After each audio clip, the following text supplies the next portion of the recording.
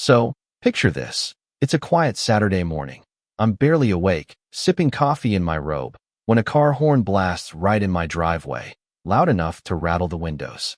I stumble to the blinds, half expecting a delivery guy who leaned on the horn too long.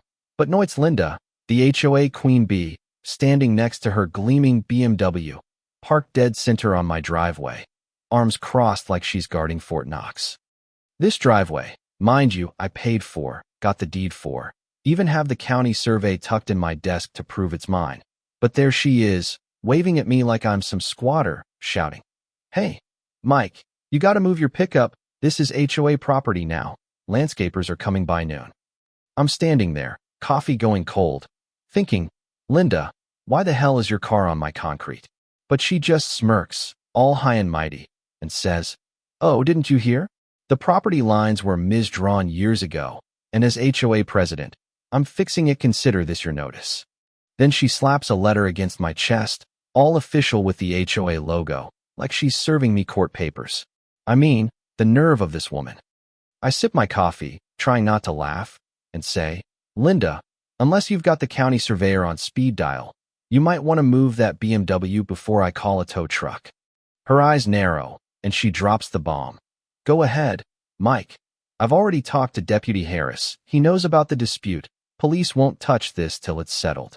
She's loud, performative, making sure the neighbors jogging by can hear every word, like she's starring in her own reality show. I see the couple across the street slow down, pretending to stretch, just eating up the drama. Now, I could have lost idiot, waved my deed in her face, but Linda feeds on that chaos, thrives on it like oxygen.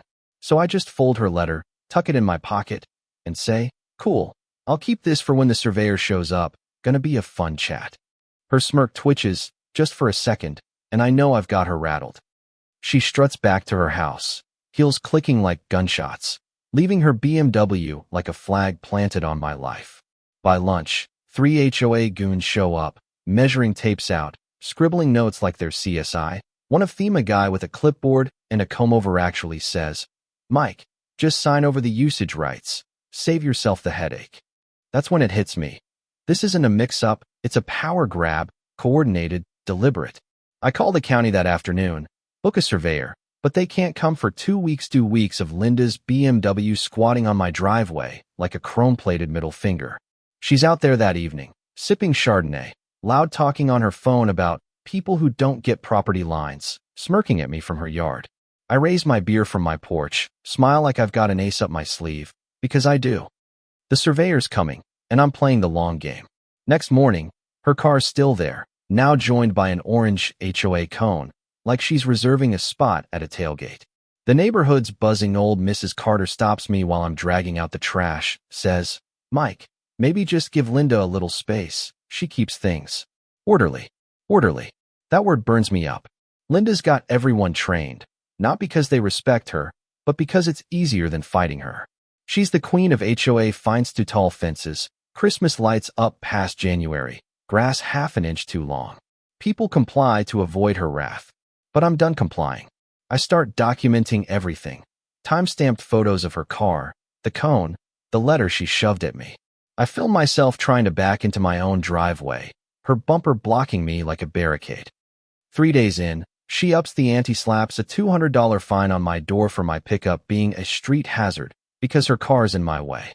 I laugh so hard it echoes down the street, and I see her blinds twitch, watching, waiting for me to crack. So I test her. I park my truck right behind her BMW, boxing it in, all legal, still on the street. 20 minutes later, she's at my door, perfume hitting me like a chemical weapon, jabbing a finger at my chest. "This is harassment, Mike. You can't trap my car." I lean against the doorframe, calm as a breeze, and say, "Linda, let's call the cops, have a nice chat about who's trapping who." She freezes. Cops are her trump card, not mine. She storms off, muttering about the board, but I know I've got her on edge. Things escalate fast. A certified letter from the HOA claims they're reviewing my property line and taking control of the driveway till it's settled, citing some nonsense bylaw about shared spaces that doesn't even apply. Then, one morning, I wake to cop cars at the curb. Linda's out there, waving her arms, telling 2 officers I'm harassing her by blocking her access. I step outside, hands visible, and say, "Morning, officers, the dispute's right there," pointing at her BMW. They ask for my paperwork, so I hand over my deed, the county survey.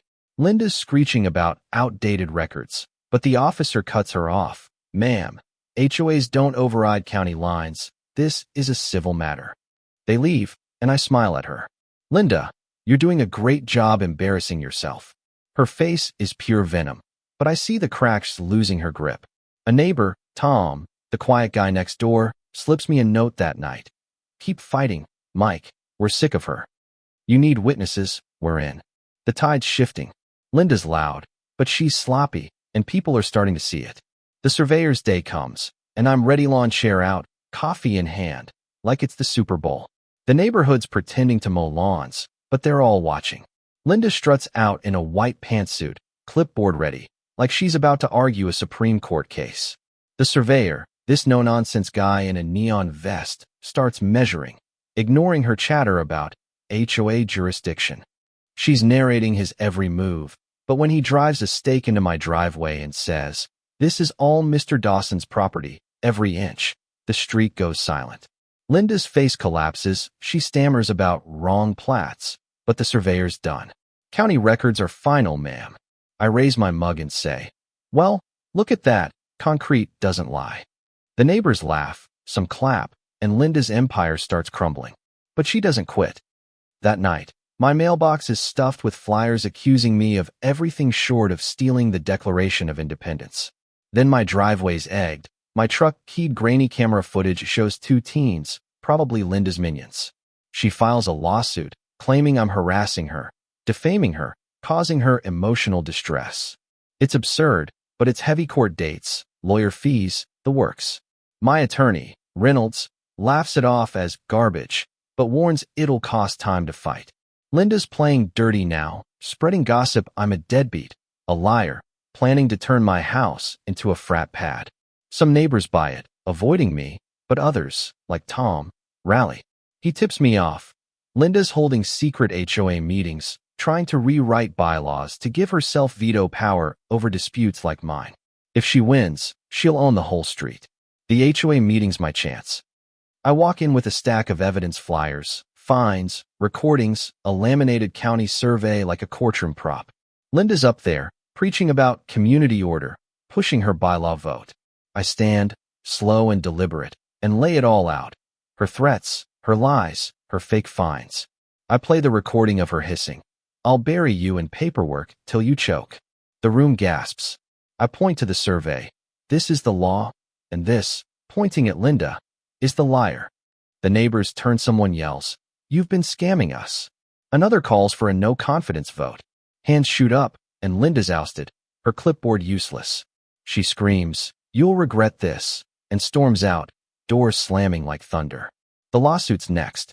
In court, Linda's a one-woman circus, no lawyer, just a binder of nonsense claims, says my menacing glares traumatized her.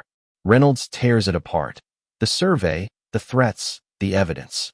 The judge, sharp as a tack, dismisses it with prejudice, awards me attorney fees. Linda's stunned, whispering, "You can't do this." But it's done. She retreats. Her house goes dark, blinds shut. 3 months later, a for sale signs up. When the moving truck comes, the street gathers, clapping as her scratched-up BMW peels out. We're not cruel, we re-free. That night, I'm on my porch, coffee in hand, driveway empty, pristine. Linda tried to steal it, but lost everything: her power, her reputation, her street. I played the long game, stayed calm, and won. But her last note, "This isn't over," sticks with me. People like Linda don't vanish, they plot. And that makes me wonder, have you ever faced a bully like this, someone who'd burn it all down to win? Drop a comment. Tell me your story. Did you fight, or let it slide? Let's talk about what justice really looks like.